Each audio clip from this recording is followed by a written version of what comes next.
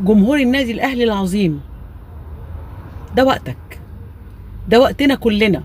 احنا الرقم الصعب، احنا تاني الرقم الصعب. طول ما احنا في ظهر الفريق محدش هيقدر على الاهلي، محدش هيقدر على الاهلي خالص مهما كانوا ايا كان.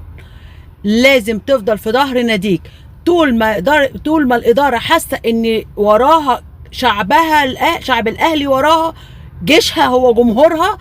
صدقني هيقدروا على كل حاجه وهيقدروا يعملوا كل حاجه لصالح النادي الاهلي.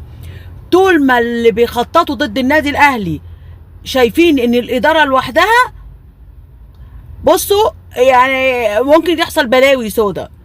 لكن الجمهور النادي الاهلي طول ما هو ساند، طول ما هو الظهر، طول ما هو الداعم، طول ما هو موجود ورا الفريق، ما حدش يقدر يجي ناحيه النادي الاهلي.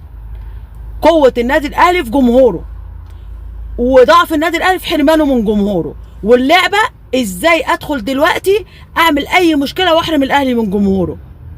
دور النادي الاهلي دلوقتي او دور جمهور النادي الاهلي دلوقتي الدعم والدعم وبس. كشف الفساد والفاسدين. كل واحد عنده فيديو، عنده اي حاجه تدين هؤلاء، نزلها فورا، نزلها فورا حتى لو من سنين، وخليها تلف. خليهم يعرفوا ان جمهور النادي الاهلي قوي جدا جدا جدا، ومش هيسمح لاي حد انه يهد ناديه، ولا هيدي الفرصه لاي حد انه يجي على النادي الاهلي او يدمر النادي الاهلي. هيفضل النادي الاهلي فوق الجميع بجمهوره. الشرط جمهوره.